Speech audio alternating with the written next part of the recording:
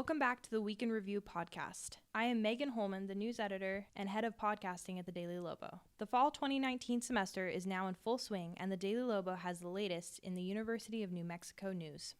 Thanks for getting us started, Megan.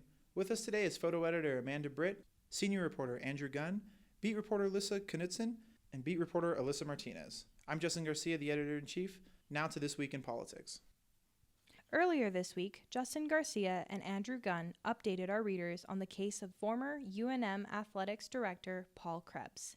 Krebs was indicted on 7 felony accounts on August 21st. He allegedly used university money to fund a trip to Scotland back in June 2015. His previous charges include money laundering, tampering with evidence, fraud, criminal solicitation, and making of a false public voucher. He has also been charged with a misdemeanor account of violating ethical principles of public service.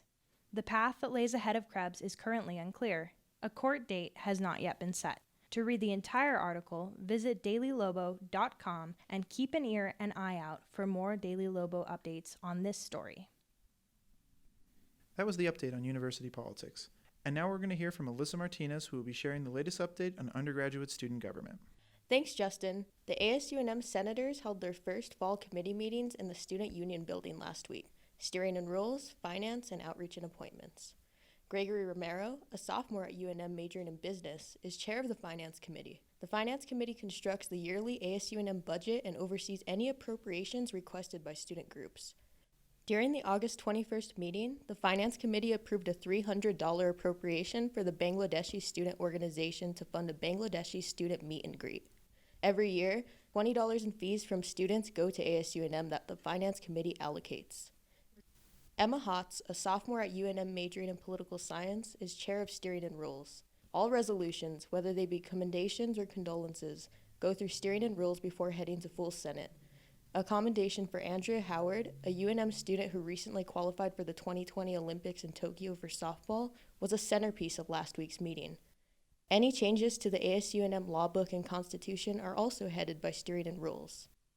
Kristen Woodworth, a junior at UNM majoring in political science, is chair of outreach and appointments. During the meeting, 7 ASUNM appointees, selected by ASUNM President Adam Biederwolf, were voted in. The appointment process is typically smooth, and appointees have not been contested in the recent past. Thanks for sharing the latest ASUNM update with us. Now we will be hearing from Editor-in-Chief Justin Garcia covering sports tonight. On Sunday, the women's soccer team beat the Texas Tech Red Raiders 1-0. Sunday's win was the Lobos' first against Tech since 2009. The match's only score came in the closing seconds of the first half on a penalty kick from Alicia Garcia. Tech fired back in the second half, but senior goalkeeper Emily Johnson would keep the Raiders out of the goal 7 times throughout the night. Now here's photo editor Amanda Britt with the latest in culture. Amanda? Thanks, Justin. I had the opportunity to attend the 6th Acequia Walk and Talk, the Center for Social Sustainability Studies. The group welcomed New Mexicans to the Sanchez Farms open space last week to talk about the Valle de Atrisco and the Armijo Acequia. An acequia is a traditional irrigation channel that is commonly used in New Mexican agriculture. The mayordomo, or head of the Armijo Acequia, Jorge Garcia, led the walk. He first talked about the history of water rights in New Mexico. The Middle Rio Grande Conservatory District was created in the 1920s to manage the water in the Albuquerque area. The use of acequias in the South Valley were now being taxed, which created a strain on the community, according to Garcia. Garcia began organizing around establishing acequias in 2003 and learned that the community had misconceptions about them. One of those misconceptions being that they lost charge of the acequias during the 1920s. However, Garcia found they never relinquished the rights to use them. Garcia says, quote, "The contracts were only for the MRGCT to manage the irrigation system, make sure it was working, and that the levees were created. They never actually gave away their acequias as their property," unquote. Dr. Virginia Nocochia is the executive director of CESOS and Garcia's life partner. She says the Armijo Acequia has been connected to her family for 2 decades. Nocochia says that although people have misconceptions surrounding the South Valley, all in all, the South Valley is a place of many valuable resources. CESOS is hosting a tribute to Barella's Acequia Walk and Talk on September 7th. Another important event that happened this week was El Shante's poetry workshop in Anger. Amanda, can you please tell us a little bit about that? Burqueño poets are welcome to El Shante. Casa de Cultura every first and third Tuesday of the month. Recently, Manuel Gonzalez, co-instructor of the Introductory Chicano and Chicana Studies course at the University of New Mexico, and Albuquerque organizer of the Poet Workshop, hosted a workshop on anger. Gonzalez says there are two types of anger: petty anger, which is the kind that is seen when one is hungry or tired, and righteous anger, which is the more galvanizing anger that is agitated by injustice and makes one want to take action. Students were encouraged to work on their own poetry and investigate the deep emotions behind writing during the workshop. Thanks, Amanda.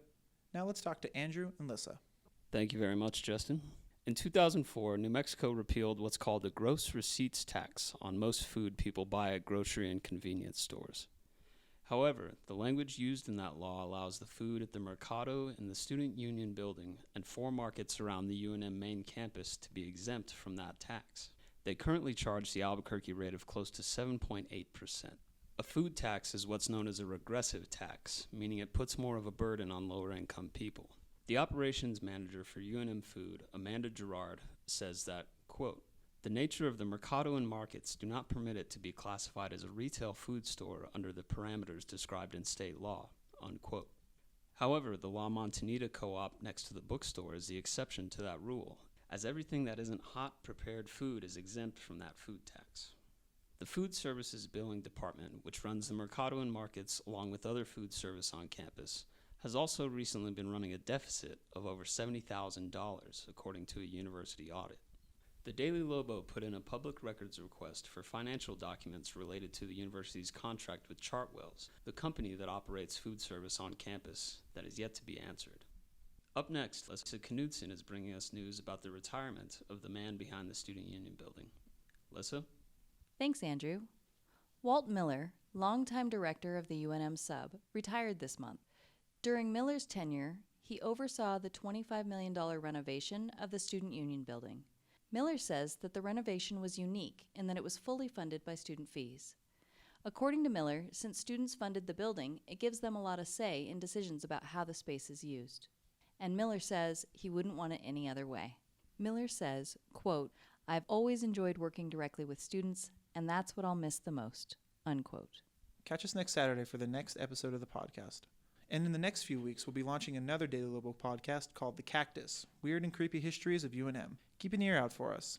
Well, everyone, that is it for this episode of the Week in Review podcast. Visit us online to read all of our UNM-related news. From everyone here at the Daily Lobo, thanks for joining us.